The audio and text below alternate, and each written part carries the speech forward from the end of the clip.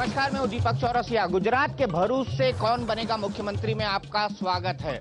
अगर इसे गुजरात का पॉलिटिकल सेंटर कहा जाए तो गलत नहीं होगा। देश के कई बड़े नेता भरूच शहर से आते हैं और भरूच शहर को जाना जाता है इसलिए भी क्योंकि ये नर्मदा नदी के किनारे बसा हुआ है। भरूच एक खूबसूरत छोटा सा शहर है और पॉलिटिकली बेहद एक्टिव माना जाता है। हम ये जानते हैं कि नरेंद्र मोदी और नीतीश कुमार में पटती नहीं, लेकिन हकीकत बताएं, यहां की जिला पंचायत जनता दल यूनाइटेड यानी नीतीश कुमार की पार्टी और बीजेपी यानी नरेंद्र मोदी की पार्टी मिलकर चला रही है।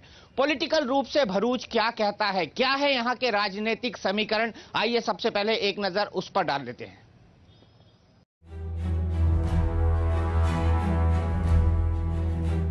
दक्षिण गुजरात के भरूच जिले में मुख्य मुकाबला बीजेपी और कांग्रेस के बीच होने की खबर है। हालांकि दूसरे दल भी कुछ सीटों पर अच्छी पकड़ रखते हैं, लिहाजा कुछ सीटों पर त्रिकोणीय मुकाबला हो सकता है। भरूच जिले में कुल 5 विधानसभा सीट है। 2007 के विधानसभा चुनाव में बीजेपी और कांग्रेस ने 2-2 सीट पर जीत दर्ज की थी। वहीं एक सीट पर जेडीयू राज्य अध्यक्ष छोटू भाई वासवान ने कब्जा किया था। कांग्रेस दिग्गज अहमद पटेल भरूच से ही आते हैं, लिहाजा यहां पर उनकी प्रतिष्ठा भी दांव पर लगी हुई है। फिलहाल भरूच लोकसभा सीट पर बीजेपी का कब्जा है। उद्योग बहुल भरूच जिले में विकास, बेरोजगारी, कानून व्यवस्था और भ्रष्टाचार चुनावी मुद्दा है।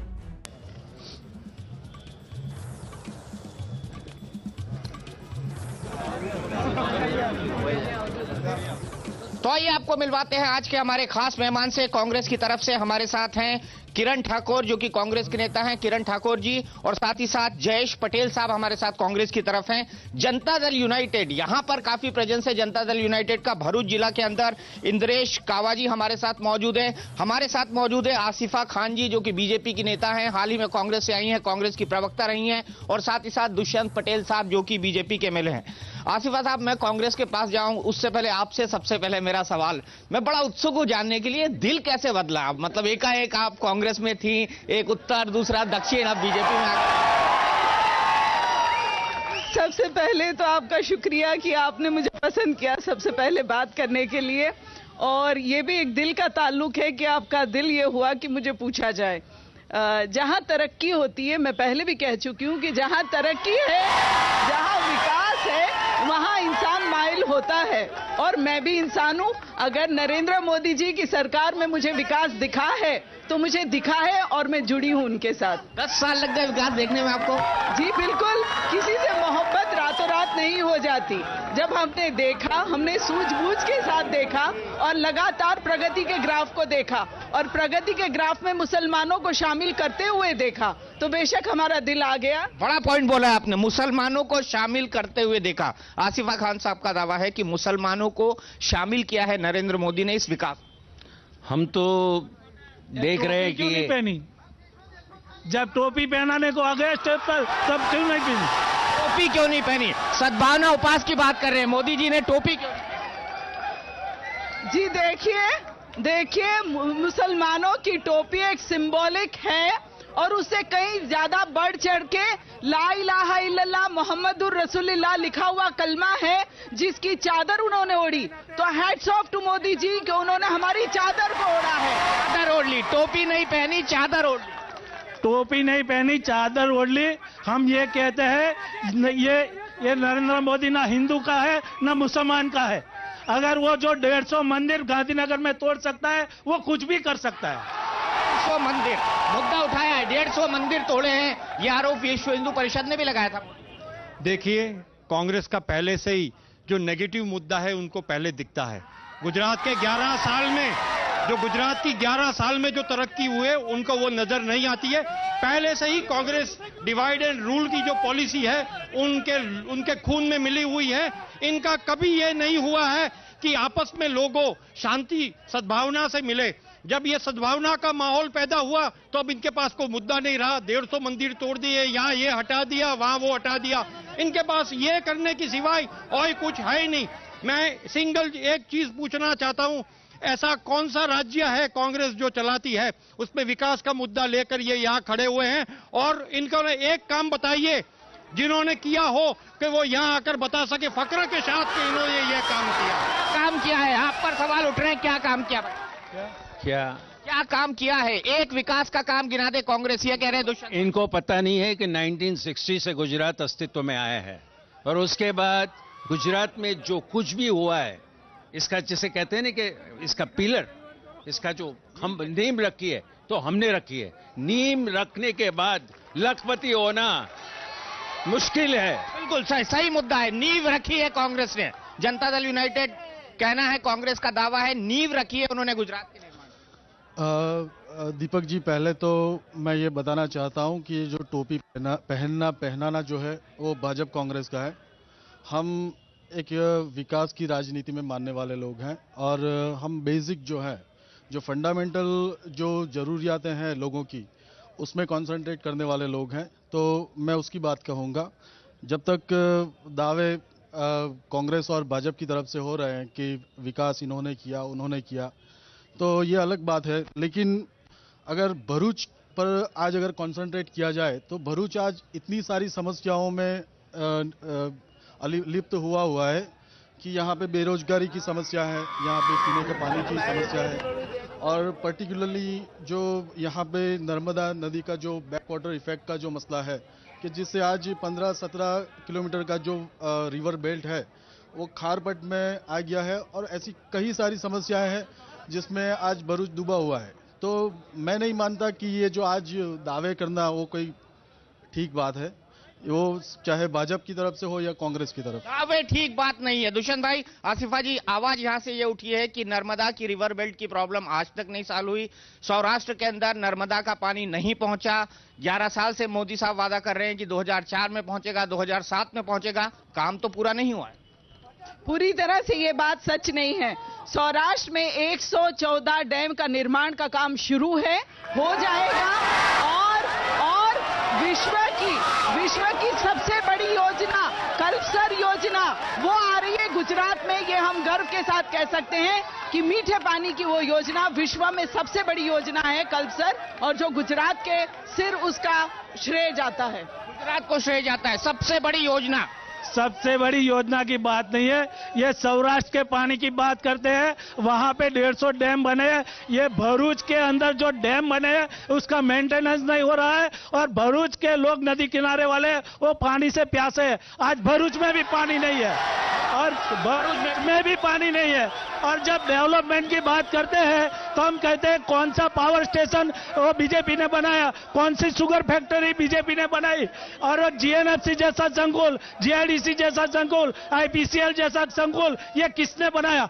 ये जब देखिए साहब, आप कुछ दिखाना चाह रहे हैं? देखिए साहब, मैं नहीं कह रहा, टाइम्स ऑफ इंडिया कह रहा है 10 ब्रोकन प्रोमिसेस। इसमें 10, ये मतलब इसका मतलब है 10 मुद्दे, 10 वादे जो मोदी ने तोड़े हैं। ये जो वादे, तो 10 ब्रोकन प्रोमिसेस की बात मैंने नहीं कही है।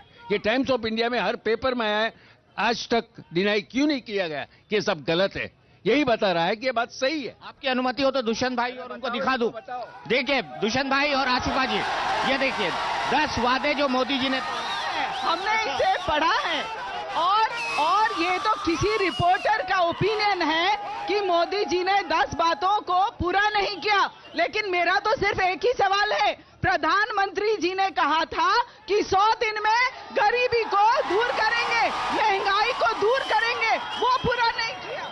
नर्मदा डैम की जो बात की है, अगर इनके पास गुजरात में सबसे शक्तिशाली नेता वहां पर है, 121 मीटर की हाइट पर डैम अटका हुआ है, गेट को बने 2 साल हो गए हैं, अगर इनकी इतनी बनती है तो ये गेट लगवाने का काम क्यों नहीं करवा के देते, ये बता। गेट लगवाने का काम, पहला सवाल ये कि मनमोहन सिंह जी ने भी वादा किया था कि 100 दिन के अंदर महंगाई कम होगी, नहीं हुई। महंगाई एक राष्ट्रीय मुद्दे के साथ साथ राजकीय मुद्दा भी है। महंगाई की जो आप बात कर रहे हैं तो यहाँ क्या है, 700 के तेल के डब्बे का क्या है आज 3000 रुपये हो गया है। वो वैट की बता है, वो लोग भी जवाबदार है। यानी कि सप्लाई और डिमांड की जो फॉर्मूला है, इसकी वजह से महंगाई तो ये बढ़ती है। इसमें कोई गवर्नमेंट की कोई ऐसी कोई इकोनॉमिक पॉलिसी, ऐसा कोई जवाबदारी तो है। दूसरी बात कह रहे हैं, नर्मदा की हाइट क्यों नहीं बढ़वाई सेंटर? ये नर्मदा की हाइट जितनी है उतनी हाइट से जिधर पानी पहुंच सकता है ऐसी कैनाल है, उसने बनाई नहीं, बनाई है तो टूट गई है, उसको रिपेयरिंग करने का भी पोजीशन नहीं है। इसके लिए वो नर्मदा का पानी वो साबरमती में ले जाके वहां पे कांकरिया में डाल के वहां सेलगा करा रहे। बाकी जो किसान लोग हैं, जो किसान लोग को पानी चाहिए उसको नहीं मिलती, 8 घंटा बिजली चाहिए वो भी नहीं मिलती उसको। वो अगर कहते हैं कि जीएनएफसी है, अगर जीएनएफसी के अंदर रोजगारी चाहिए तो यहाँ की जीएनएफसी रिक्रूटमेंट के लिए महाराष्ट्र, राजस्थान और एमपी में इससे अर्ज देती है, विज्ञापन देती है। यहाँ के लोकल न्यूज़पेपर में इसकी जाहिरात भी नहीं आती है। अगर वो लोग गुजराती पेपर में वो जाहिरात भी नहीं देना चाहते तो यहाँ के लोगों को एम्प्लॉयमेंट देने का सवाल नहीं पैदा। बेरोजगारी एक मुद्दा है, जनता के बीच चलते हैं। पहला सवाल दीपक जी, ये मेरे कल मैन ऑफ गुजरात मोदी जी ने शिक्षा के माध्यम से और योजनाओं के माध्यम से एक गुजरात का विकास किया है। चलिए, राय है आपकी। सवाल झूठ बोलना, जोर से बोलना, बार बार बोलना, यही मोदी का है। बनावटी एमओयू करके ये खोखला। सवाल आपका सवाल। नर्मदा किनारे हम लोग हैं, लेकिन आज भी हमारे साफ पानी की समस्या है, कोई विकास नहीं हुआ।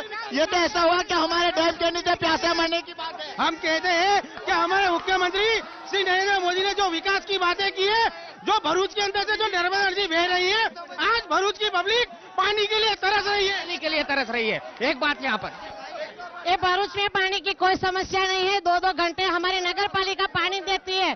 50-50 लाख 14 वार्ड में हमारे नगर पालिका ने विकास के काम के लिए दिया है, लेकिन ये कांग्रेस का झूठ बोलना, भ्रष्टाचार। गुजरात में सबसे ज्यादा उपलब्धि मुख्यमंत्री की यह है कि गुजरात के अंदर सबसे 10 साल में कोई दंगा फसाद नहीं हुआ। कर्फ्यू नाम का शब्द सब भूल गए। और ये झाड़ेश्वर का है, उसको पूछो कि दुबई टेकरी में जो धारासभ्य ने 2 लाख दिया है पानी के पंप के लिए, जगह आज देने की ताकत नहीं है। हमारे अहमद पटेल जी ने जो भरूच को दिया, आज तक बीजेपी ने हमारे भरूच को कुछ दिया नहीं है। विकास के लिए एक मिनट, गुजरात के मुख्यमंत्री कह रहे हैं कि गुजरात में विकास हुआ है। जब चिमन भाई पटेल की सरकार थी तब गुजरात का विकास 35% था, और अमर सिंह चौधरी की सरकार थी तब 40% था, और गुजरात में अभी 11% विकास। राय है आपके साथ, मैं वापस बहस को ले जाऊंगा। वाकई क्या वस्तुस्थिति है जो जनता बता रही है? मुझे ऐसा लग रहा है जनता भी थोड़ी बटी हुई है। सर, मैं एक ही बात कहना चाहूँगा कि भारतीय जनता पार्टी और कांग्रेस दोनों ने अपने अपने समय में एक सत्ता प्राप्त की है और उन्होंने काम किए हैं, लेकिन आज की समस्या जो है, लोग बेरोजगारी से जूझ रहे हैं, लोग काफ़ी सारी समस्याओं से जूझ रहे हैं, और भरूच की बेसिक जो प्रॉब्लम्स है उसमें आज का एक वातावरण ऐसा है कि पीपल नीड्स चेंज। और कहीं भी कभी भी मतलब जनता दल यूनाइटेड जो है वो एक किंग मेकर की भूमिका में रहेगी, और लोग बदलाव चाहते हैं। जनता दल यूनाइटेड का दावा है, लोग बदलाव चाहते हैं। मैं पहले एक जयेश भाई का जवाब दे दूं। Gujarat is the only state which is having a surplus power. जो उन्होंने नर्मदा डैम की बात की है, 2005 से कृषि महोत्सव शुरू हुआ है। अगर ये कहते हैं कि कैनाल नहीं है तो आज एग्रीकल्चर का जीडीपी है वो 11% नहीं होता। कांग्रेस के मैनिफेस्टो में इन्होंने ये 2009 में कहा था कि हम 2012 तक हमारा कृषि ग्रोथ 6% होगा, आज 2% से भी कम है, और 2% से कम इसलिए है कि गुजरात का 11% जीडीपी है, तब जाके ये 2% आया है। ये सरासर झूठ बोलते हैं। इनका एजेंडा ये है झूठ बोलना, जोर से बोलना और बार बार बोलना, जोर से बोलना। एग्रीकल्चर अगर ये लोग इतने किसानों की फिक्र करते हैं तो ये किसान लोग को ये करजन के पास में इतने मार के इसमें से 2 लोग तो मर भी गए थे, तब वो उसकी कहाँ गई थी कि भाई किसानों के ऊपर की लगनी। अगर वो कृषि महोत्सव करते हैं तो कृषि महोत्सव में कितने लोग आते हैं? खाली टोकन फंक्शन करते हैं, 5 लोगों को देते हैं और पूरा गांव की गिनती कर लेते हैं। 5 लोगों को किट और गांव की। आज का एग्रीकल्चर इनकम पहले 2003 में 9,000 करोड़ था। आज एग्रीकल्चर इनकम क्या है? 80,000 करोड़। जयेश भाई पटेल को मैं पूछना चाहता हूं, ऐसे आज रातों रात कृषि एग्रीकल्चर ग्रोथ जो है वो ऐसे ही नहीं बढ़ गया है। ये कृषि महोत्सव माननीय मुख्यमंत्री नरेंद्र भाई की जो एग्रीकल्चर नीति पर जो निष्ठा है और उनको ये करना है कि हर सेक्टर में ग्रोथ करना है, इसकी वजह से ये हुआ है। जयेश भाई, कैसे बढ़ गया इतना एग्रीकल्चर इनकम? सवाल पूछ रहे हैं। एक मेरी बात सुनो कि ये जीएनएफसी भरूच के अंदर है। जीएनएफसी का जो खाद है वो यहाँ पे सस्ते, यहाँ से महंगा मिलता है, महाराष्ट्र में सस्ता मिलता है। अगर किसान लोगों की ये यहाँ की फैक्ट्री का जो खाद है अगर भरूच में महंगा मिलता है और महाराष्ट्र में सस्ता मिलता है, उसका क्या, इसके लिए क्या कहते हैं? ये बात कर रहे 17 साल से वो लोग अंदर हैं, बराबर है। ये जो एग्रीकल्चर ग्रोथ है वो हमारा फोर्सिंग हमने देखा था। हमने ये नर्मदा डैम प्रोजेक्ट नेहरू जी ने करवाया है। उसके बाद ये हरियाली क्रांति जो हुई है तो पहली पंचवर्षीय योजना में हुई है और वहां खेती को प्राधान्य दिया गया था और उसके बाद ये से है। और दूसरी बात कि इंग्लैंड में यानी कि इंग्लिश हुकूमत थी तब भी यहाँ अहमदाबाद मैनचेस्टर था। ये इनका कोई विकास नहीं है, विकास की नींव हमने रखी थी। अब इनको तो क्या है, दौड़ना है और हमको यह स्लोप मिल गया है और कुछ नहीं। विकास की नींव, आसिफा जी, विकास की नींव इनकी रखी। विकास की नीति में सबसे पहले आपकी टीम के पास कैप्टन होना चाहिए। गुजरात कांग्रेस के पास कैप्टन नहीं है, ये तकलीफ है कि कांग्रेस के पास गुजरात में कैप्टन नहीं है। आपको दिल्ली जाना पड़ता है हर छोटे छोटे ग्रीवेंस को लेकर के। इससे प्रजा त्रस्त है। डिसेंट्रलाइजेशन ऑफ पावर अभी तक कांग्रेस ने नहीं किया गुजरात राज्य के लिए, और यही कारण है कि भरूच से हिंदुस्तान के बेताज बादशाह जो कहे जाते हैं वो इसी मुल्क से हैं, लेकिन बावजूद इसके उनकी नाक के नीचे से काउंसिलर के चुनाव होते हैं तो एक ही मोहल्ले से बीजेपी में भी मुसलमान को टिकट दी जाती है और कांग्रेस भी मुसलमान को टिकट दी जाती है, लेकिन जीता कौन है? जीता भारतीय जनता पार्टी का मुसलमान कैंडिडेट जीता है। तकलीफ ये है। वैसे इन्होंने बात की है, गुजरात स्टेट आज ग्रोथ इंजन ऑफ इंडिया है और सबसे अहमियत बात यह है कि मॉडल स्टेट ऑफ इंडिया है। ये प्रगति किसने की है? 11 साल में माननीय मुख्यमंत्री नरेंद्र भाई मोदी ने जब से शासन को संभाला है, आज हर सेक्टर में, अगर ऐसा नहीं है इनका राजीव गांधी का फाउंडेशन अवार्ड कब से माननीय मुख्यमंत्री श्री को मिला है, 250 से ऊपर अवार्ड मिले हैं, 3 बार मुख्यमंत्री नरेंद्र भाई Modi best chief minister of India चुने गए हैं। तो अगर ये नहीं किया होता तो ये कहां से आता? मोदी साहब, बात घूम फिर के मोदी साहब best chief minister of India. अभी ये best chief minister of India को अमेरिका वाला वीजा नहीं दे रहा है, अमेरिका वीजा नहीं दे रही है। तो इसके लिए क्या, क्यों वीजा नहीं दे रहा? अमेरिका जैसा देश उनको वीजा नहीं दे रहा है तो उसका क्या कारण है? अमेरिका जैसा देश, इनका ये जो पब्लिसिटी स्टंट यानी कि ग्लोबल प्रचार बोलते हैं, ये एक वजह है। अभी ये इन्होंने इतना कुछ किया है तो 3D पे क्यों जा रहे हैं? ये अपने आप को पब्लिक के सामने क्यों नहीं ला रहे? ये क्यों हिचकिचा रहे? अगर इतना किया है तो सामने आओ, पब्लिक को फेस करो और जवाब दो। सामने आओ, लेकिन पब्लिक क्या कहती है? जी बताइए, आपका कैसा? यहाँ पे विकास की बातें करते हैं, सब कोई बातें होती है। यहाँ का युवान जो है आज वो फिक्स पगार ये गवर्नमेंट देती है। मुख्यमंत्री को चाहिए कि युवान इतने लाखों रुपए खर्च करके पढ़ते हैं तो उसको पूरा पैसा क्यों नहीं देने में आता? पूरा पैसा वाजिब मुद्दा है, हर जगह उठता है, फिक्स पगार क्यों आसिफा जी? अच्छा जी, देखिए, अगर बेरोजगार रखती है आपकी सरकार, केंद्र की सरकार नरेगा की स्कीम लाती है और उसमें घपले होते हैं, 2G स्पेक्ट्रम में घोटाले होते, नरेंद्र मोदी जी की सरकार में आप वाइब्रेंट गुजरात करके इन्वेस्टमेंट साफ सुथरे तरीके से। बेरोजगारों को फिक्स पगार क्यों? सवाल ये है, तनख्वाह छोटी कर दी गई। तनख्वाह छोटी नहीं की गई है, उनको रोजगार के मौके दिए हैं और केवल नरेंद्र मोदी जी के पास आज ये ताकत है कि वो गुजरात के लोगों को गारंटर के तौर पे बैंक गारंटर बन रहे हैं और किसी राज्य के मुख्यमंत्री ने इस तरह की स्कीम नवयुवानों के लिए नहीं लाए हैं।